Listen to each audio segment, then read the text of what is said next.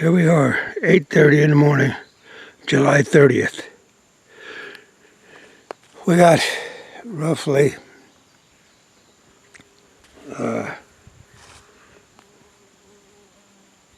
there's 50 bags, it's 2,000 pounds of lime over there, pelletized lime, that we're going to put on our field.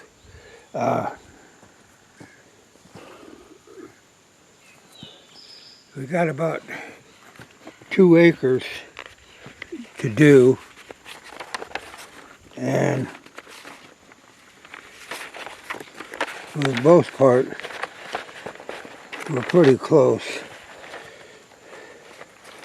on our pH.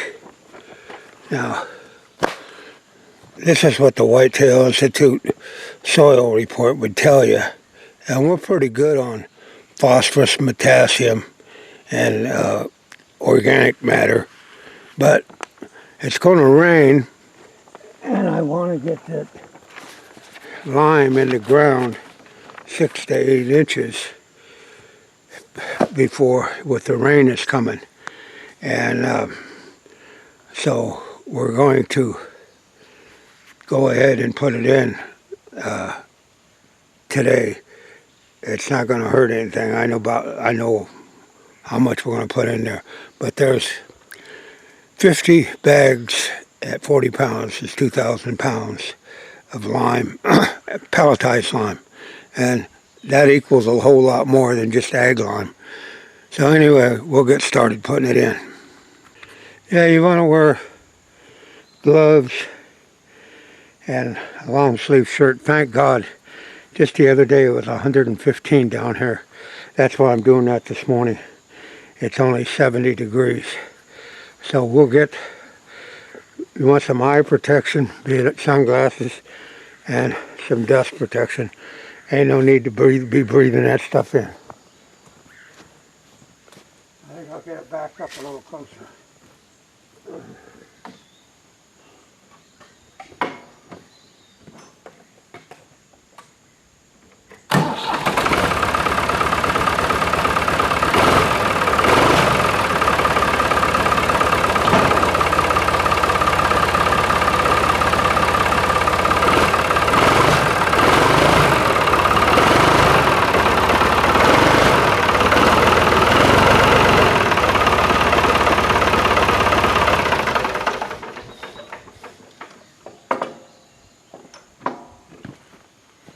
Bad part about these foggy the humidity's high, and the bad part of the humidity's high.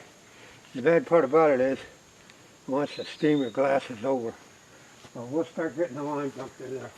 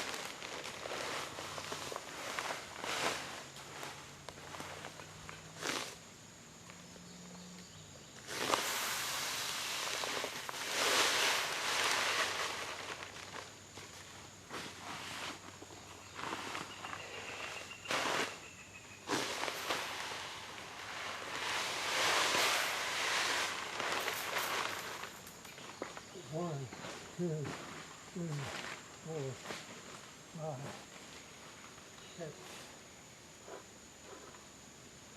Go ahead and put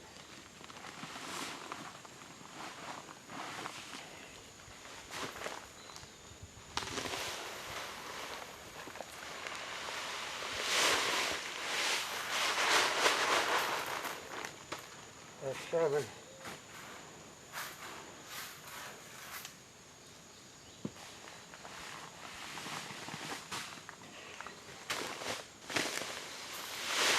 Eight.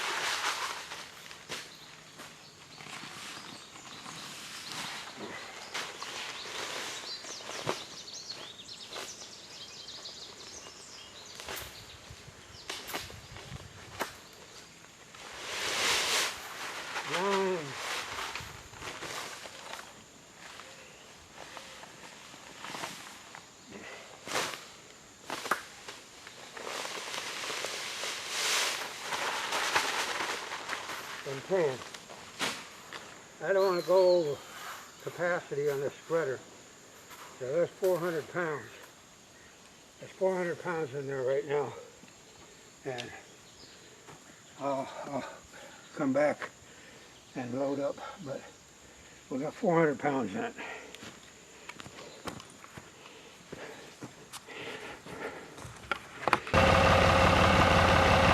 Yeah, we're going to start in the back here and start putting the lime on. Time to lime.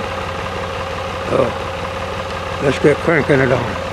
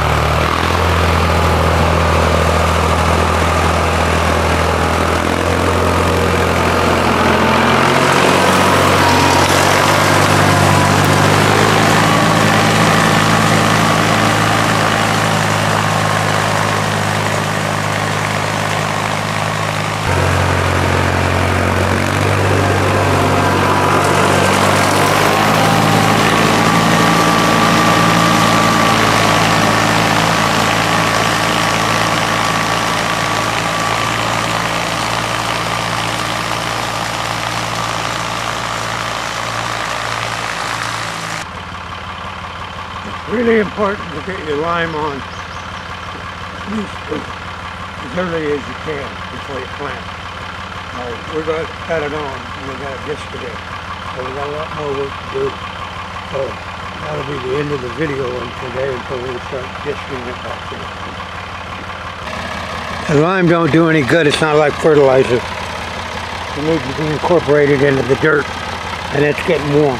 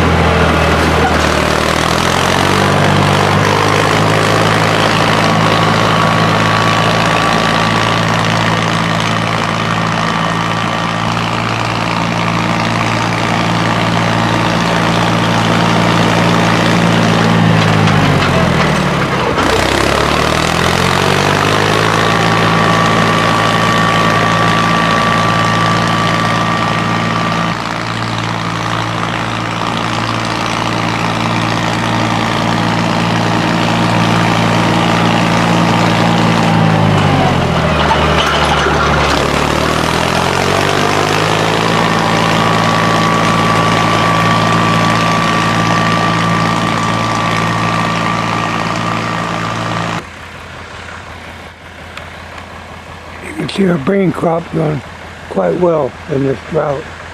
And I mean, it's a drought. It's beyond drought. But we've been here before. You've been here with me. No, it's nothing new. Well, what we're going to do, we're going to take these little bit of beans out right here. I left them for deer browse, and I figured if they were going to browse on them, they would have had them browsed off by now. But we'll go ahead, and there's only a few little rows right there. We'll take them out, and then we'll plant them.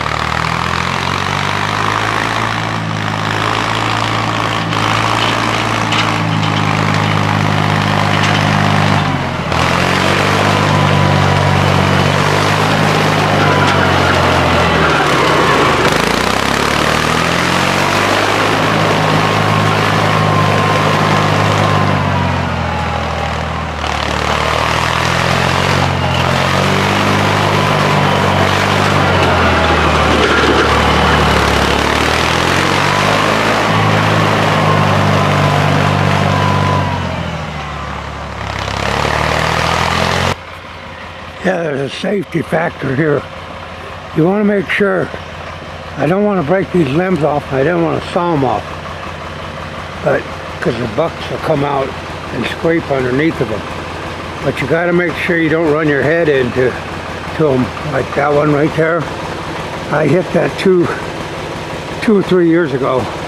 It about knocked me off the tractor and really gave me a concussion. So you got to be real careful when you're working underneath those limbs, because you want to leave them. It'd be easy for me to saw it off. More sunlight would get there, but then it's also a place where bucks may wander in. And here's another thing: if you got the right wind, there's a stand. There's where the scrape would be. And you take a southeast wind and you're up there in that stand, and they come in, circle, get downwind, you got a perfect shot at them. So, but be careful when you're doing tillage work that you don't get smacked by one, because you're out there by yourself, you'll be dead by yourself. Well, this is the third time that we disted this field, and we didn't get this disted too good the last time. But like I say, Dr. Carol Johnson from Whitetail Institute recommends sterile disting, and you can see the few weeds that we got. This will be the third time that we disc this, but we keep setting those weeds back. And each time we set them back, we don't have to use herbicide. So you people that don't want to use herbicide, but you can still see some weeds in there, and we're going to knock them out. We got the lime on there, and we're going to get after it and knock these weeds out. And seed bed preparation is the #1 most ignored in food plotting. People, the lazy man, cheap man, poor man, they just want to go out and they think they're going to get away with throwing seed on the ground. They don't even know the quality of the seed they buy, and they could care less. But seed bed preparation takes a lot of time. Is it worth it? Hell, I don't know. All I know is I might kill a buck, and I killed bucks, lots of bucks, but without all this work. But it's just something you find yourself wanting to do. So, but you can see how we've set the weeds back, and this will be the third time in our disking as we added our lime. And well, those velvet leaves and stuff like that will be taken out. So let's get after it.